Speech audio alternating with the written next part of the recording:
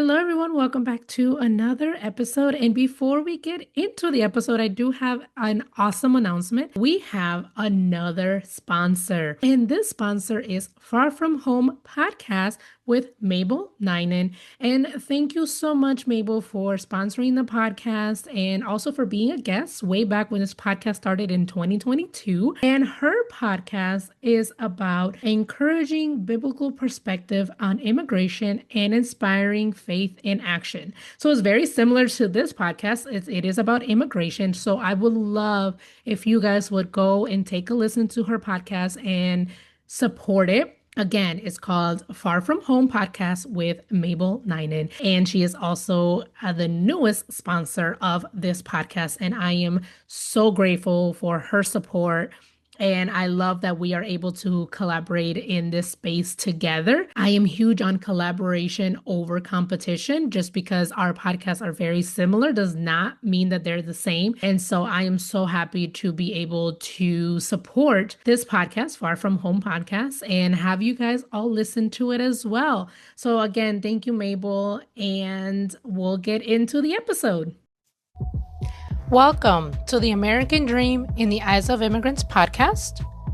I am your host, Heidy De La Cruz, and I am on the mission to change the narrative of immigration, one immigrant story at a time. Hello, everyone. Welcome back to another episode of the American Dream in the Eyes of Immigrants podcast. I am your host, Heidy De La Cruz.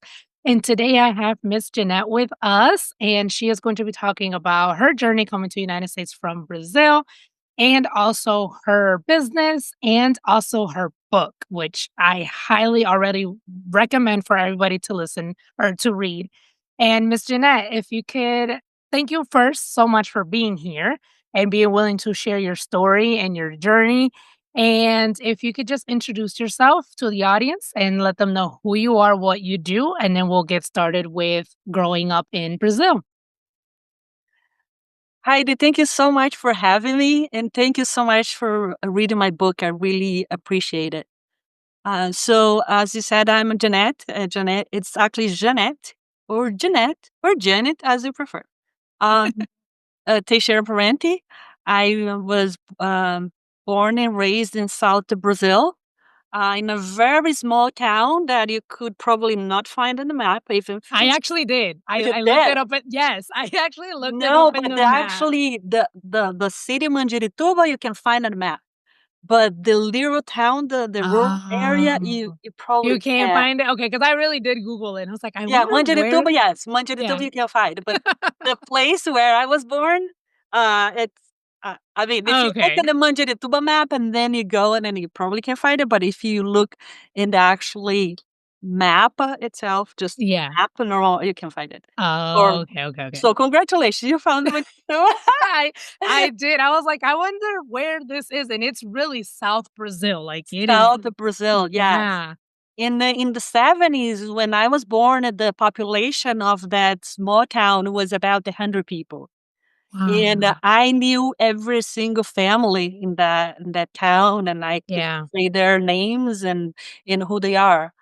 And fast forward, I'm a business owner in the state of New Jersey, and I'm, as you mentioned, I'm a brand new author of The Dirt Road, where I highlight my life story, my journey from that small town to America.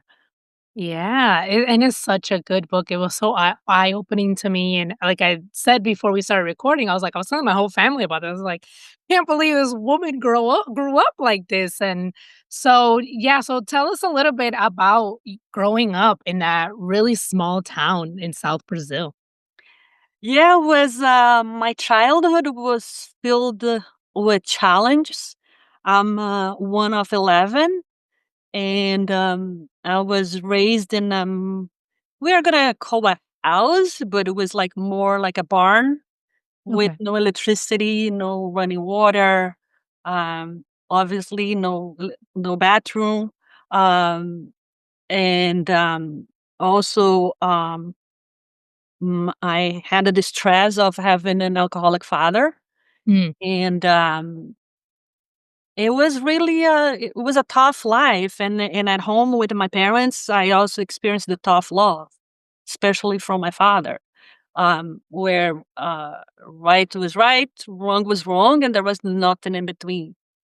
And today, when I look back, I see the good and the bad in that. The the good is that I was raised with values, with my father taught me and my siblings how to respect the parents, the elderly, my siblings, the community. But at the same time, that tough love gave me it was very difficult for me to be able to express myself, and Yeah. to be able to actually defend myself in some instance of my life. It was not until high school that I really learned how to express myself and defend myself in some situations. In high school, we have the definition would be a law class. And in that law class, the teacher taught us he would give us a subject, and then one group would accuse and one would defend, and then vice versa. So it was there that I had a voice that I Mm. could, if I didn't agree with anything, I could just, disagree or agree, and have a conversation in a health discussion. That at home I never learned it.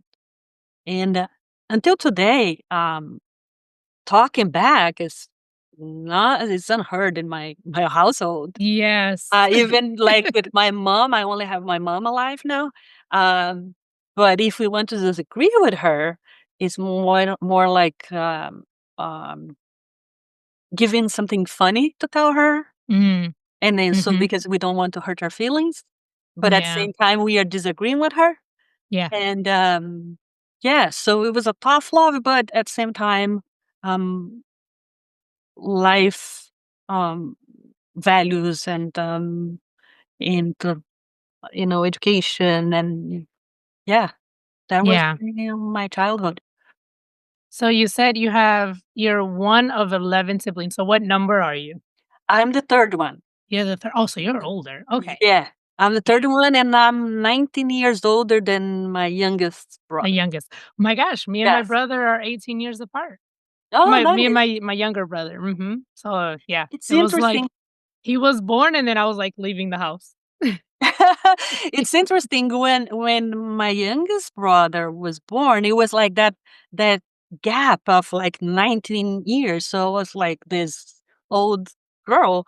But now the 19 years is not that difference. It's not that, yeah, now that when you're It's an like, adult. yeah, when you're adult, it doesn't make a big difference. But when you're growing up, it's kind of weird. Yeah, yeah, 'cause, my dad remarried, and so, he had my sister me and my sister are 12 years apart, we have the same birthday, and then my younger brother him and I are 18 years apart, but same thing, like, when I was growing up, me and my sister, being 12 years apart, like, we didn't really like, there wasn't really much that we had in common because she was, a child and I was, growing up, but now that we're older is completely different.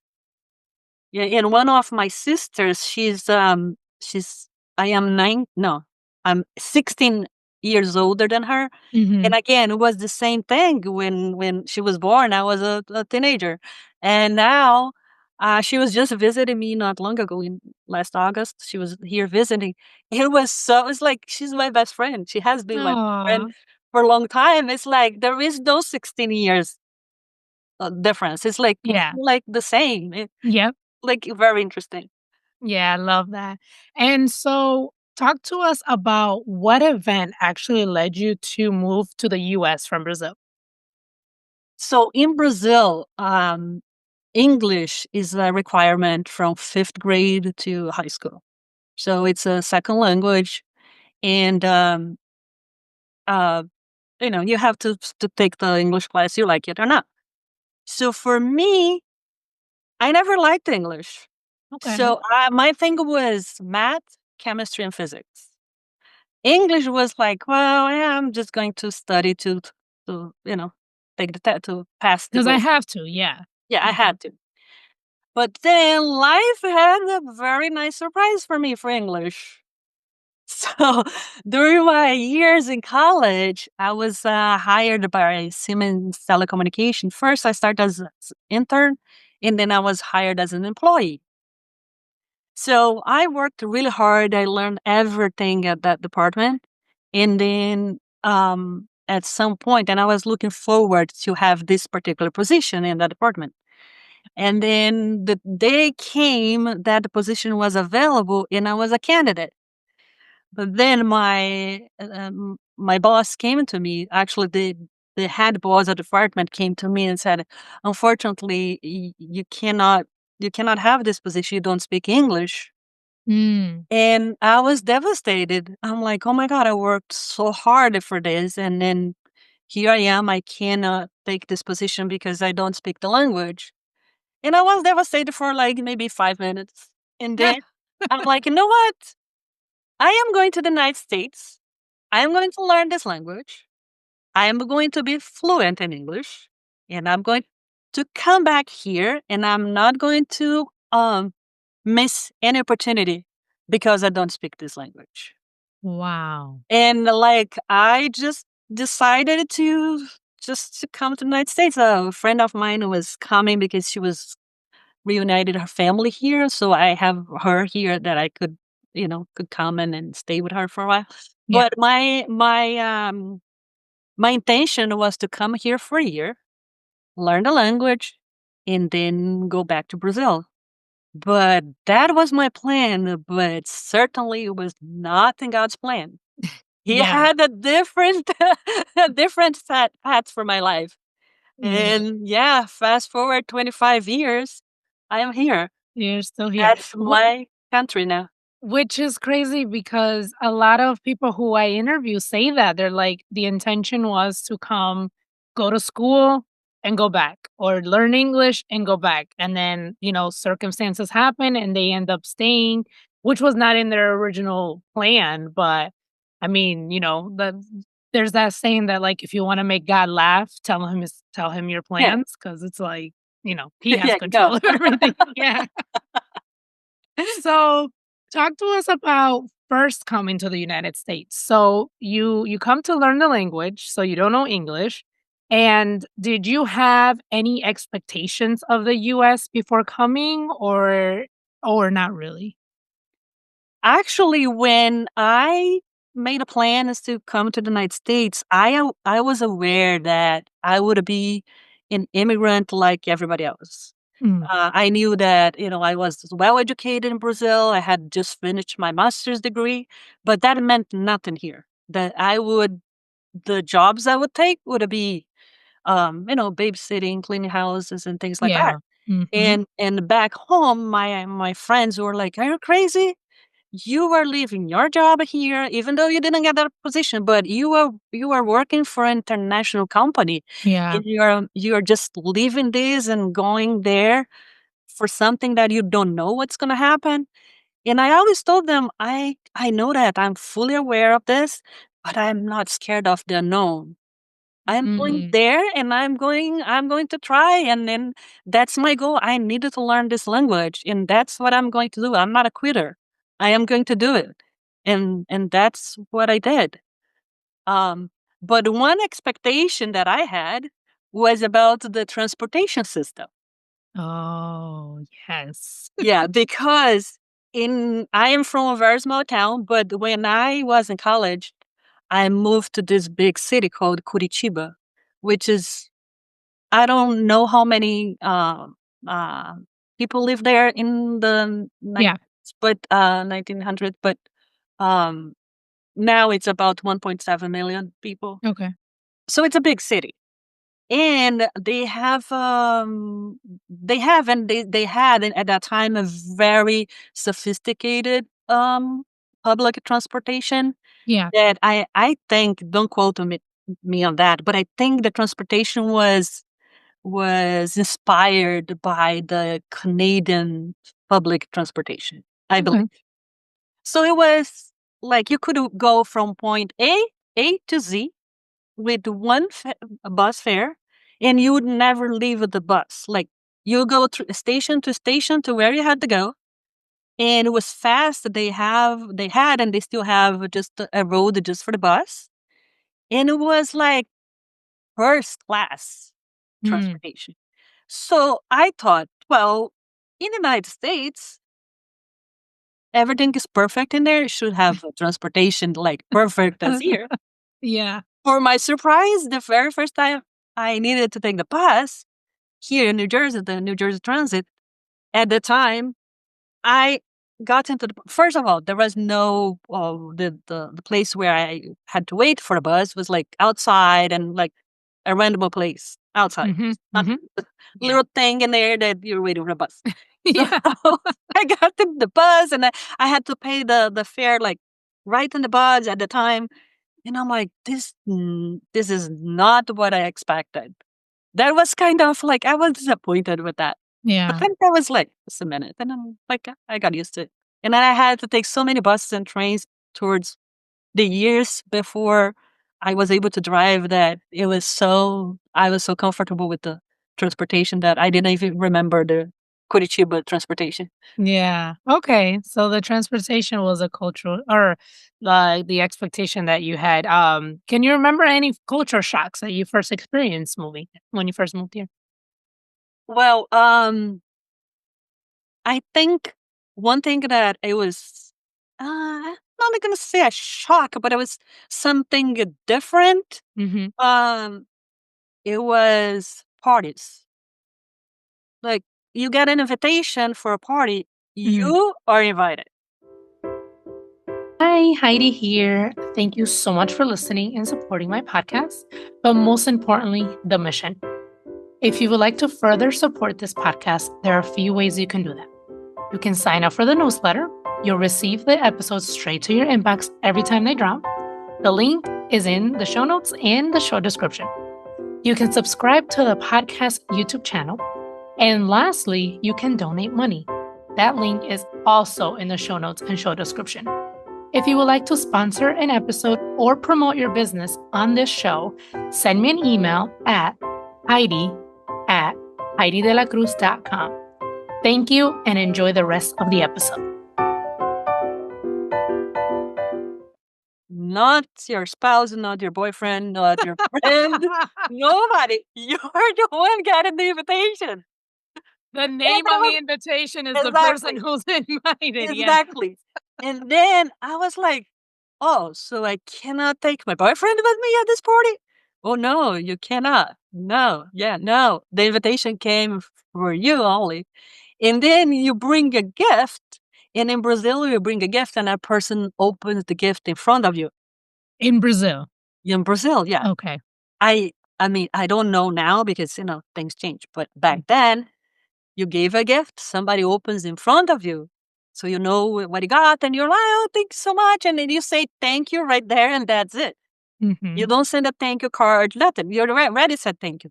And then here, first I was invited, just me invited. I went to the party, and then I gave a gift. That person didn't open the gift. And then that person sent me a thank you card. I'm like, oh my God. And then I get now I'm so used to it. It's like so Yeah. natural for me. But until I got used to that, I'm like, oh my God, I cannot forget to send a thank you card. And then when I was just myself invited, I'm like, oh, I'm the only one invited. Now it's so normal. I'm just American like everybody else. Yeah. And things are, normal, natural for me. But that was like in back home, when you send an invitation to one person, the whole family The whole family um, comes. comes with you. Yep. That is a Latino cultural thing. Yeah, Yeah. yeah, Yeah. yeah. For sure. Also, in parties, back then in Brazil, if they said, "Oh, it's American party," then you knew you'd bring something. But if nobody said it was American party, Really? yeah, you'd not bring anything. And Oh, it that's then for interesting. me, I was in America, I should know that, "Oh, this is American, so then I should bring." So it got a while for me took a while for me to get used to the bring things to party. And yeah, so those and another thing was eating pizza with the hand at home. Okay. Okay. So yes, you write that in the book too. Yes. Or you okay? So yes, explain to me. About so you guys eat it with a fork and a knife. Yeah, fork and knife. And then actually, this is a funny story. I I think I mentioned that the friend that introduced me to the American culture, he took me to a pizzeria. It's the thing I believe I read in the book, and it was like this big piece of pizza, slice of pizza, and he just got it and he started eating with his hand. I'm like, oh my god! I was like, I was feeling comfortable, and it was, Yeah. at the beginning, that time, I didn't speak English. It was difficult the communication, but he tried to explain to me, no, here we don't need a fork and knife. Yeah. And now that's how I do. I eat pizza with just my hand, just grab it and eat like everybody That's else. Yeah. interesting. Oh my goodness. Um, so we know you've been here for 25 years now. How was visiting or going back to Brazil for the first time after moving to the US? It was emotional. It was also a sense of nostalgia, going back to the places that I used to be. I used to walk. I used to work. Seeing family and friends that I hadn't seen for a while, and we all aged. Some of us aged naturally. Some of people that I saw there, the time was not. Don't want to be rude. The time was not nice to them. Let's put it that way. They Yeah. had aged so much, and then I didn't recognize them, and Yeah. it was heartbreaking to me. They would come to me and tell me, "Oh my God, what are you drinking in the United States? You look great." And then I would hug them. I couldn't respond the same because I was so sad to see how much that person had aged. Yeah. It was heartbreaking for me. But at the same time, the love, it was the same. So Mm. the love of my friends and family that came to see me and my husband, and it was amazing. It was also the realization of my two countries, the appreciation that I have for both, for my roots in Brazil and for my adopted country. It Yeah. was a time of being great for both nations, and Yeah. it was the only thing that had not changed was the dirt road. Mm. It was the same road I once walked to school, and it was the same road that I drove that day to go back to see my family. And it's the same road that today, January 6th, 2025, as we are recording this podcast, is the same road. So in front of your book, there is a picture of the dirt road. Actually, let me get. That's the road, actually. Oh my gosh, I had it here. Well, I have here also. I had I had the book in my hand and I'm like, "Where is the book?" And it was right in front of me. Okay, so that is the dirt road that you. That's yeah, that's a picture of the Wow. dirt road. That's the road I walked to school. And still, as I said, today is January 25th, no, today is January 6th, 2025. As we Mhm. are recording this podcast, is the same road, nothing changed there. Wow. Every time we go to Brazil, my husband says, "Oh my God, they haven't paved this road yet." And no, not yet. I'm sorry. Oh, wow. I bet that was very emotional. And is your family in Brazil or do you have family here? Like, how is the dynamic now? No, all my family is in Brazil. I Okay. don't I don't have any family here. Only my husband's family. Okay. Everybody And is in Brazil. they don't have any interest of moving to the United States Moving, no, but they want to come and visit, but and it's visit? Okay. it's really hard to get a visa. So as they are getting visa, they're coming. My Yeah. mom got a visa, and then my sister and her husband got a visa, and now my one of my brothers and my sister-in-law and my niece got a visa, so they are coming in July to visit. Nice. Yeah. And yes, I do want to highlight what you said. It is very difficult to get a visa, and you actually share a little bit in the book too about how your mom tried and was denied multiple times and things like that. Because that's one misconception that people have about the immigration process, that it's like, it's easy when it's really not. No, it's not, Yeah. and the saddest part is that they want to come here to visit. All they Yeah. want to do. They don't want to stay here. They have their jobs. They are happy in there. They don't want to learn, to learn English like I wanted to. They want just to come and see where I live. Yeah. Do you see yourself moving back to Brazil? As we said at the beginning that we have a plan and God has another one. Mm, So, uh, my plan is not, but if it's in God's plan, I will go back. okay. If um God plans something that I have to go back and move there for the rest of my life, I'll gladly do it. But if it's for me, no, I love my country. I love to go there, see my family and friends. I love the Yeah. culture, but this is my country. My actually adopted country is my country now, which is called the United States of America.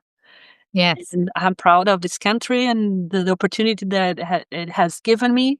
And if it's for me, I will stay here, I'll die here. But again, if it's in God's plans, then that will I will take another plane and go back. Then go back. So you mentioned that you are grateful for the opportunity that the United States has provided to you. And so let's talk about that opportunity. So you have your own business. So tell us what your business is and how you actually started this business. Well, I it was a life change event that led me to an OR for a medical procedure, and where I met a very kind family of doctors that end up giving me a job at their house and eventually at their office. And then they introduced me to the medical uh, industry, and more specifically to the medical billing field. And I went back to school. I learned the first. I went to. I wanted to be a medical assistant to begin. But then I couldn't when we started going to the lab and dealing with the needles and injections, and I was like, "Yes, this is not for me. This is not for me. No, no, no, no, no, no, no." So my thing is numbers. So let me go, and so I went to the school, the university, and I asked if I could change to the medical billing because it was at the same time, and then they said yes, I could. So I ended up then finished the program in the medical billing, and then through this family of great doctors that became like my American family, they gave me that opportunity, and they gave me a hand, and I took that as an opportunity, and they introduced me to other doctors, and then other doctors referred me to other doctors, and fast forward, it's today's this year is going to be my 20th year in the industry. And it's a small business, but I do something that I really love, I'm passionate about. It's a headache to deal with the insurance companies. Mm, Dealing with a customer service overseas is something very difficult, time consuming. And there are days that I tell my employees if I was to drink, I totally would drink a bottle of water, it's a bottle of wine at the end of the day, because it's very frustrating. But at yeah. the end of the day, it's rewarding when you get things paid and you got the money that your providers deserve. Yeah. Um, so that's how I started in the medical billing field. Yeah, so you have your own medical billing company. That's Yeah. awesome. Like I had mentioned before we started recording, like my experience, so I'm in the medical field. I am a certified medical coder, and so my experience is like I've always worked with usually there's not a lot of from my experience there hasn't been a lot of immigrants in that field. I'm usually like one of the only Latinas when I'm, whatever job that I've had, I'm usually one of the only Latinas there. So it's really nice to see, an immigrant. I mean, and you have your Latinos, own we are all business. Latinos. Yeah, exactly. Cause I'm just like, yeah, it's usually white people that I work with who are like coders or medical billers. But that's awesome. Let's talk about your book. So it's called The Dirt Road. And thank you so much for sending it to me. I truly enjoyed reading it and learning more about you and your upbringing and just everything that you have gone through. When did you know that you wanted to write a book, or how did that process come about? Well, that um came when I was part of I was a member of a group, a network group called BNI, and I start sharing my story. Um, as a member of the group, I was asked, how did you start your business? So every time I had to tell my story, how I started, where I am, and everything related to the business, I had to go back to the third road where I started. Yeah. How I grew up, how I went to school, to how I'm the only one who went to college, and all that. I was sharing my story with strangers, but then I realized that I was not sharing with my own family, my own nephews and nieces, and Mhm. I really want them to know and learn it through my story. I want them to see the faith, the resilience, the gratitude, uh, through my journey, what I went through to be where I am. And Yeah. then I start with the brainstorm. Okay, I want to write. So I started writing, and then through the BNI, I met a friend who knew that I wanted to write the book, and then she introduced me to a coach, a writer coach, Okay. and then that woman, I contact her, and she said, "Well, write me something." Okay. Okay, all right, there we go. So I had no idea where to start. So I wrote, Yeah. and back when I was in high school, I I was kind of good in writing in Portuguese, Mhm. and back then. So then I thought, well, maybe I can do this. So I wrote in English, and I sent it to her, and then she sent back to me. She said, "Oh, well, we need to. This is, I just want to have an idea, but this is what we have to do." So then she kind of told me, well, let's start writing your last event that happens in your life. And then I start the last event and start writing. I would send to her, she would send back to me. But it was a very difficult and emotional process to Yeah. write your own story, Mhm. because I had to relieve all, live again, all Yes. over and over again, everything that happened in my life. Some things were not difficult to write, but some things were very emotional, like the losses that I Yeah. have, that happened in my life. It was very difficult. It was very difficult. I would write, and then I I I I would say to myself, I cannot do it, and then I would do it again. Then I would stop for maybe a month or so, and then I would go back, and I couldn't do it. But then I'm not a quitter. Mm. Like, I can do it. I set a goal that I would do this for my nephews, and I'll do it. And not Yeah. only for my nephews, but I think if someone reads my story, and maybe somebody out there is struggling with some issues, and then reads my book, and then through my story get inspired and do something good for his or her life, I think it was worth it, Yeah. the emotion process that I went through to write this book. Yeah, it's definitely an inspirational story, just your upbringing and to where you are today. So I highly recommend for anyone to read it. It's called The Dirt Road, and I'll include definitely the link so they can purchase in the show notes and show description. It was very it was just so incredible for me to read it, and then I was excited. I was like, "Oh my gosh, I get to interview her," which, was I thought it was amazing, so thank you so much, and, um, I do wanna highlight the fact that you came to the United States to learn English, so you didn't know English, and you have published a book in a language that is not your native language, so I do wanna highlight that because that is incredible, and I think it's only like 2 or 3% of people who want to write a book actually write it. So there's a lot of people out there who wanna write a book and publish, but not that many people actually do. So congratulations on being on Thank that you. small percentage of Thank you so authors. much. Yes. I sorry. No, I no, want no, go ahead. to mention also that when I decided to write, and it was for my nephews and nieces, I wanted to also write in Portuguese.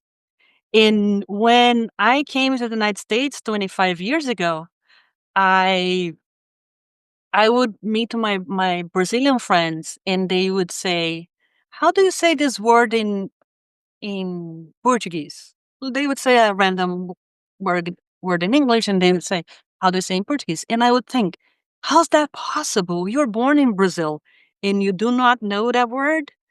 But I wouldn't say anything. That was something I could not understand. But then, fast forward, I want to write in Portuguese too, and then not I I did not only know one word, but many words in Portuguese. I Mm, started writing Portuguese, and I couldn't go forward. I would write a line in Portuguese, and then the rest was in English. It was in like, English? Oh, wow. yes, it was like confusing. So then I was like, you know what? I can do this in English then. Then I wrote first in English. Mm, Then I translated Portuguese. okay. So Then is it published in I Portuguese? published in Portuguese. The Portuguese version is Nice. also was published in Brazil in May of 2024. And again, you have one plan and God has another one. Yeah.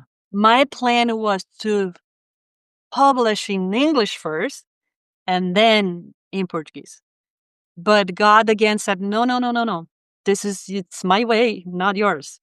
And I was going to Brazil, and I was working with a company in Brazil, publishing company in Brazil. And they knew I was going to Brazil in May. And then they kind of surprised me 2 weeks before my trip. My brother called me, and he was like, "The books arrived." I'm like, "What do you mean the books arrived?" So I called my publisher, and I'm like, "What happened?" They were like, "Well, we knew you were going to go to Brazil, and we kind of want to surprise you." Um, yeah, the book, yeah. So it was published in That's so Portuguese, and cool. then Yeah. I took my time to finish the English version, and that's why it was just released in November of 2024, the English version. Okay, cool. That is so cool. How did you celebrate the launch of your book or the Oh, publishing in of your book? Brazil was a big party. Oh, of course, the Yes, Latin way. yes, yes. In Brazil, I had at the party, I had 200, about 250 people came to Nice. see, and everybody was so excited. It was so amazing that after, people start sending me messages. Oh, this your story is like mine. Oh, there are so many things in Mm, our story that reminds mine or my parents. It was like so sweet. yeah, So again, emotional, but like that emotional of happiness, yeah, that you did something that, not just to do, but something that touched people's life. yeah. It was really sweet. How did your family respond to the book? Oh, my family, oh my God. My brother, Jair, the books went to his house. I didn't expect that he was going to be the first one to read because his wife is a teacher. So I thought she would be the first one. And he called me and I said, "Oh, I guess Joselia, which is my sister-in-law, she's going to be the first one." He said, "No, no, no, I am going to be the first." I was, oh my God, oh my God, I brought tears to my eyes that my brother want to see the first one to read the Aw. story, and yeah, Oh, that is so sweet. Well, I'm so glad that you are sharing your story because it is gonna help a lot of people. And I'm so glad that you were able to celebrate it and that your family, embraced the book and everything like that. So I'm really, really happy about that. And I appreciate you again for being willing to share your story and your journey here with me. And this last question, I love asking all my guests because it really is different for everybody. And I just love hearing the answers that they share. And the question is, what does the American dream mean to you? Okay, the American dream is not a collection of things or goodies, whatever. The American dream is the opportunity that you have to become who you want to be. It doesn't matter your race, your creed, your sexual orientation, your nationality. It's the opportunity to be here and do good for yourself and to others. And it's the land of opportunity, and the sky is the limit. And it's a blessing. I love that. Thank you so much. Thank you, thank you, thank you for being here. I'll include again the link to your book in the show notes and the show description so people can get that. And if you can leave the audience with one last message or anything of encouragement, what would you say to them? I would say don't fear the unknown, because the unknown can surprise you. And be grateful for every single accomplishment, and always thank God for today, yesterday, tomorrow, and be grateful. And thank you so much for having me. I appreciate it. And thank you so much for reading my story to give my words a chance. Yes, thank you. It's been fun. Thank you for listening to Mummy Podcast.